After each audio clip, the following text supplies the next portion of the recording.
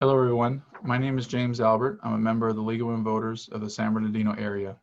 I'm here to talk to you about Proposition 22, which is an initiative statute before voters in this general election.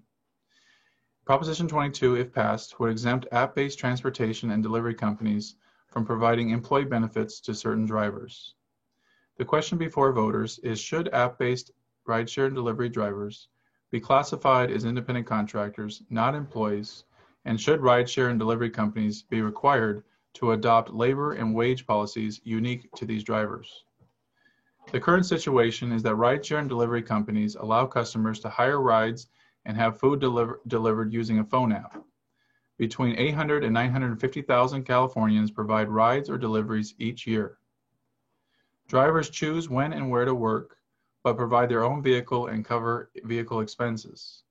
Most drivers work part-time and make between $11 and $16 per hour. Rideshare and delivery companies hire drivers as independent contractors, people who do work for business but are not employees. Independent contractors are not entitled to legal protections and benefits required for employees, including minimum wage, overtime, unemployment insurance, and workers' compensation.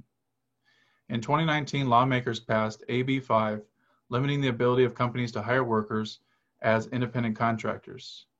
Under AB 5, it created a three-pronged test which stated that unless a company sets a driver's hours, requires drivers to accept certain rides or deliveries, or restricts working for other companies, a company must hire their workers as employees, not independent contractors. If Proposition 22 were to pass, it would reclassify and create an exception allowing certain companies to hire their drivers as independent contractors. The drivers would not receive employment benefits and protections, including minimum wage, overtime, unemployment insurance, and workers' compensation. Instead, this proposition would require companies to provide the following benefits to their drivers: a minimum compensation, health care subsidy, medical expenses, rest policy, and other requirements. It's important to note that Prop 22 would also prevent local jurisdictions from setting their own rules for rideshare and delivery companies, such as a higher minimum compensation, which some cities have already adopted. The fiscal impacts of Proposition 22 were to pass were to be lower costs and higher profits for rideshare and delivery companies. Also, drivers and stockholders would pay more in income taxes, and the amount of increased state and personal income tax paid by drivers and stockholders is unknown, but likely minor. Supporters say that classifying drivers as employees as required under AB 5 would lead to longer wait times, higher prices, and less access to rideshare and delivery services. Like AB 5, Proposition 22 would improve delivery and rideshare work by requiring companies to provide new benefits and expand public safety protections.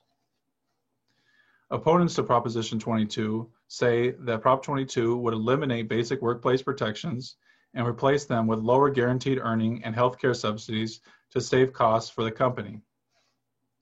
Current law does not limit driver flexibility. A majority of drivers work 30 or more hours per week.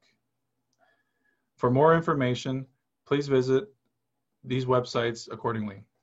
The Yes on Proposition 22 campaign, otherwise known as Protect App-Based Drivers and Services, can be found at voteyesprop22.com. The No on Proposition 22 campaign can be also known as Coalition to Protect Riders and Drivers, can be found at calaborfed.org. It's important to note that the League of Women Voters has not studied this issue and therefore has not taken a position on it. You can find unbiased information at our voter service tool called Voters Edge, which can be found at votersedge.org.